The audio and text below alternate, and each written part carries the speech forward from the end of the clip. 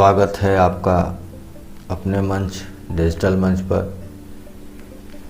आज हम लोग U-Plus इसको ऑनलाइन कैसे सबमिट करें, इसके विषय में चर्चा करेंगे। देखेंगे कि किस प्रकार से आप सबमिट कर सकते हैं। आप मैनुअल भी कर सकते हैं, ऑनलाइन भी कर सकते हैं, लेकिन आने वाले समयों में आपको खुद अपने स्कूल स्तर पर इसे सबमिट करना होगा। आइए देखते हैं कि किस प्रकार से हम इसको बहुत ही आसानी से इस काम को कर सकते हैं। सर्वप्रथम आप मोबाइल या अपने पीसी में जिसमें आपको सुविधा हो कोई भी एक ब्राउज़र को ओपन करें। ब्राउज़र ओपन करने के बाद आप एड्रेस बार में U-Plus.gov.in ये लिख सकते हैं, या फिर गूगल में आप जाके U-Plus आप लिखें। U-Plus लिखने के बाद आपको कुछ इस प्रकार से सर्च होके आएगा। तो यहाँ आप देख सकते हैं कि U-Plus.gov.in है। आप इसको क्लिक करें। इसको जैसे ही आप क्लिक कीजिएगा तो आपके सामने कुछ इस प्रकार का इंटरफेस हो आएगा। अब यहाँ हमें यूज़र आईडी पासवर्ड मांगा जा रहा है। आपको ब्लॉक MIS के तरफ से यूज़र आईडी और पासवर्ड प्रोवाइड करवाया गया होगा। अगर आपको नहीं करवाया गया है तो आप अपने ब्लॉक MIS से इस यूज़र आईडी और पासवर्ड को ले सकते हैं। यहाँ हम यूज़र आईडी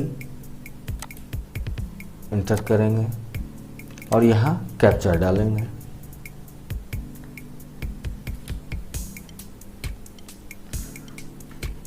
डालने के बाद यहाँ लॉगिन को क्लिक करते हैं। लॉगिन क्लिक करने के बाद कुछ इस प्रकार का इंटरफेस आएगा। आप देख सकते हैं कि यहाँ लॉगिन IP आ रहा है। जिनके नाम से लॉगिन ID है उनका मोबाइल नंबर है। कौन सा यूज़र इसको यूज़ कर रहा है, स्कूल यूज़र है, ब्लॉक यूज़र है, डिस्ट्रिक्ट यूज़र है, वो यहाँ यूज़र का आपको यहाँ से पता चल जाएगा। School user, login, time of date. उसके बाद यहाँ आप देख सकते हैं होम है। आप अगर जो ब्लॉक MIS के द्वारा जो पासवर्ड प्रोवाइड कराया गया यहाँ से आप चेंज भी कर सकते हैं और यहाँ से आप अपना प्रोफाइल चेक कर सकते हैं। अब कुछ इस प्रकार का इंटरफेस आने के बाद यहाँ आप देख सकते हैं introduction for filling the DCF user manual software down DCF और click here open DCF to fill the data. इसको हम क्लिक करते हैं। अब एक इम्पॉर्टेंट नोट्स है। अगर आपके स्कूल के नाम, स्कूल का category, lowest class and highest class, school management, इसमें किसी प्रकार का आपको कहीं खामी या त्रुटि परिलक्षित हो रही है तो आप अपने डिस्ट्रिक्ट MIS, ब्लॉक MIS से उस ऑप्शन को ओपन करवा सकते हैं। उसके बाद आप यहाँ से सुधार सकते हैं, अन्यथा आप इसमें किसी प्रकार का सुधार नहीं कर सकते हैं। हम यहाँ से ओके करके आगे बढ़ते हैं। अब आते हैं कुछ इस प्रकार से हमें फॉर्म मिलेगा। इसमें कुल 11 सेक्शन है, यानी 11 भाग है। टोटल 43 कॉलम है। 43 को आप 1 by 1 करके फिल करते जाना है। इसमें 2 प्रकार का लैंग्वेज आपको मिलेगा, इंग्लिश और हिंदी। आप यहाँ हिंदी क्लिक करेंगे तो यहाँ देख सकते हैं कि पूरा विवरणी, आपका पूरा फॉर्म आपको हिंदी में अवेलेबल हो गया, लेकिन इसमें जो भी डेटा आप फीड करेंगे वो इंग्लिश में फीड होगा। तो हम चलते हैं, इसको फीड करते हैं। फीड करने के लिए सबसे पहले हम प्रोफाइल पर इंटर करते हैं। प्रोफाइल पर इंटर करने के बाद आप देख सकते हैं कि बहुत जो कॉलम है वो लॉक है, जिसको आप किसी भी प्रकार का बदलाव नहीं कर सकते हैं। तो हमने शुरू में ही आपको बताया था कि जिस सेक्शन में आप बदलाव नहीं कर सकते हैं वो लॉक है, वो आप डिस्ट्रिक्ट या ब्लॉक MIS से जब ओपन करवाएंगे तभी वो हो सकता है। बाकी आगे बढ़ते हैं। अब यहाँ जैसे एड्रेस है, एड्रेस पर स्टिक मार्क है, जहाँ जहाँ स्टिक मार्क है वो मैंडेटरी है, उसको आपको भरना ही भरना है। अब हम इसको फिल करते हैं। फिल करने के बाद हम यहाँ से सेव, अगर चाहते हैं कि केवल सेव हो तो केवल आप सेव कर सकते हैं, नहीं सेव करके नेक्स्ट पेज पर आप जाना चाहते हैं तो आप सेव एंड नेक्स्ट कर सकते हैं। अगर आप बिना सेव किए हुए, बिना किसी बदलाव के आप दूसरे पेज पर जाना सकते हैं तो आप यहाँ से नेक्स्ट करेंगे। तो हमको फॉर्म भरना है तो हम यहाँ सेव एंड नेक्स्ट करेंगे। सेव एंड नेक्स्ट करने पर आप यहाँ देख सकते हैं कि प्रीवियस फॉर्म सेव्ड सक्सेसफुली हमारा दिख गया है। अब सेकंड पेज पर हम आते हैं। यहाँ हमारा है कैटेगरी। कैटेगरी आप सारे फॉर्म को 1 बाय 1 करते हुए पढ़ लें। जहाँ आपको फिल करना है वहीं आपका ये कर्सर या बटन काम करेगा। बाकी जहाँ आप नहीं किसी प्रकार का चेंजिंग कर सकते हैं वहाँ आप देख सकते हैं कि कोई बटन काम नहीं करेगा। तो यहाँ हम अपना फॉर्म को पहले से ऑलरेडी भरे हुए हैं तो हम यहाँ सेव करके नेक्स्ट करते हैं। यहाँ देखिए फिर हमारा सेव हो गया। अब आते हैं 1.27 से लेकर 1.37 तक। आप U- से भी मिला सकते हैं, जो आपको मैनुअली मिला होगा सेम वही है। आप यहाँ पर उसी प्रकार से सारे को एक एक करके चेक कर लें। चेक करने के बाद फिलअप करते हुए सेव नेक्स्ट करें। अब एक बार हम होम चलते हैं। होम चलने के बाद आपको दिखाते हैं कि हम जो सेव नेक्स्ट करते जा रहे हैं तो उससे क्या हो रहा है। अब आप देख सकते हैं कि अभी हमने 3 फॉर्म को भरा, 3 फॉर्म में सेव नेक्स्ट किया तो आप देख सकते हैं कि यहाँ पर कंप्लीट कंप्लीट कंप्लीट दिख रहा है।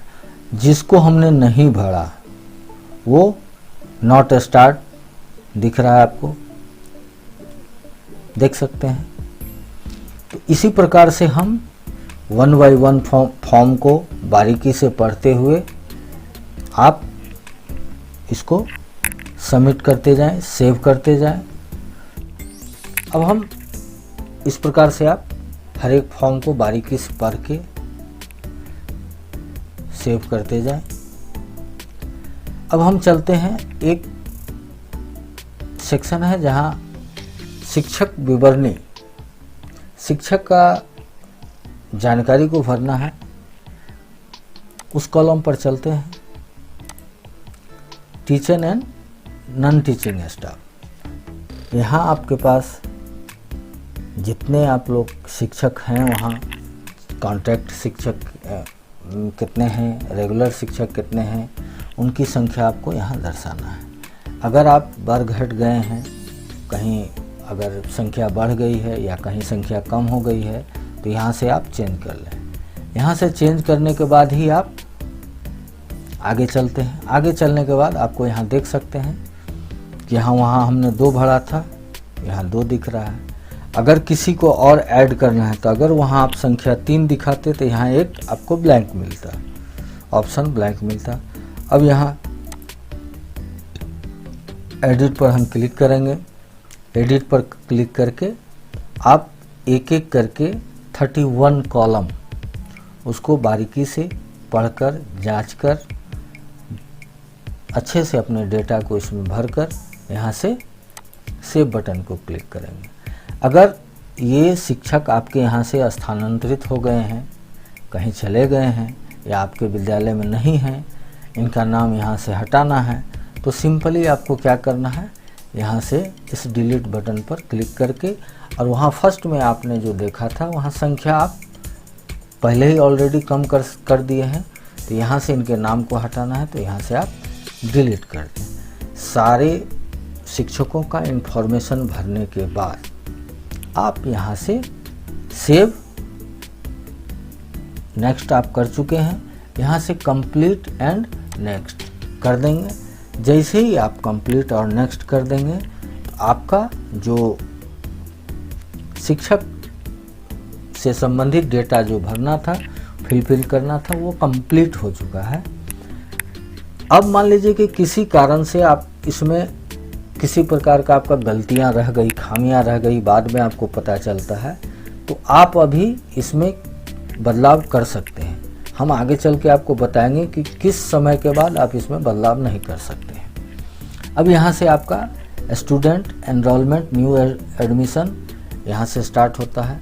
उसी प्रकार से आप 1 बाय 1 चेक करते हुए आगे जब सारा 1 से लेकर 14 तक आप जब सारा यहाँ आप देख सकते हैं कि 14 तक आपका सारा जब फुलफिल हो जाएगा तो 41 में एक है वैलिडेशन ऑफ फील्ड डाटा। तो फील्ड डाटा का जब वैलिडेशन आप करेंगे तो आप देख सकते हैं 1.6 से लेकर 4.1 तक का जो भी आपने भरा, ये सारे फॉर्म आप देख सकते हैं कि यहाँ पर सेक्शन दिया हुआ है कि इतना से इतना तक, इतना से इतना तक आप देख सकते हैं।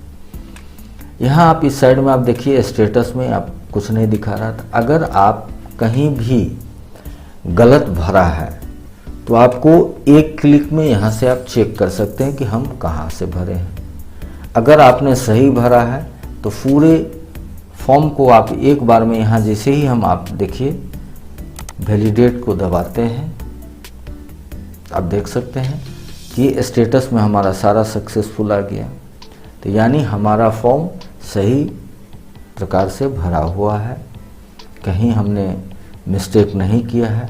अगर आप कहीं मिस्टेक करेंगे तो यहाँ अनसक्सेसफुल आएगा। तो उस फॉर्म नंबर में जाके आप उसको चेक कर लें कि हमने कहाँ गलती किया है। जैसे ही आप वहाँ पर सुधार करके फिर वैलिडेट करेंगे तो ये ऑटोमेटिक यहाँ सुधर जाएगा। ये तो हो गया। इसके बाद फिर हम चलते हैं बैक। आप यहाँ से देखिए डाउनलोड DFC कर सकते हैं और डाउनलोड स्कूल रिपोर्ट, जो आपने पूरा फॉर्म पूरे UDAIS को भरा है वो पूरे को यहाँ से आप डाउनलोड कर सकते हैं।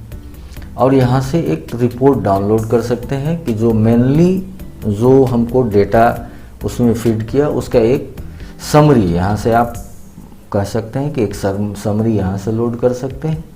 और यहाँ से आप पूरे UDAIS को डाउनलोड करके प्रिंट आउट निकाल सकते हैं। उस प्रिंट आउट को आप चाहे तो BRC भेज लें या फिर अपने स्कूल फाइल में आप यहाँ अथी कर सकते हैं। 43 नंबर में जब आप सारे डेटा को चेक कर लें, प्रिंट आउट निकाल के भी चेक कर लें, पढ़ लें कि हमने सब कुछ सही डाटा सही इन्फॉर्मेशन दिया, तो फिर यहाँ से आप डाटा को सर्टिफाई कर दें। 43 नंबर में आप देख सकते हैं कि यहाँ से आपको डेटा सर्टिफाई करना है, जो कि अभी नहीं सर्टिफाइड है। आप यहाँ ऊपर भी देख सकते हैं कि मेरा यहाँ नॉट सर्टिफाइड दिख रहा है। आप यहाँ से सर्टिफाई कर दें। जैसे ही आप इसको सर्टिफाई कर देंगे उसके बाद आप इसमें किसी भी प्रकार का कोई बदलाव आपके स्तर से यानी विद्यालय स्तर से नहीं किया जा सकता है। किसी भी प्रकार का आपको बदलाव अगर अब होगा, अब ब्लॉक स्तर से और जिला स्तर से यानी डिस्ट्रिक्ट स्तर से होगा। आज के लिए बस इतना ही। मुझे इजाज़त दें। धन्यवाद। आपका दिन शुभ हो।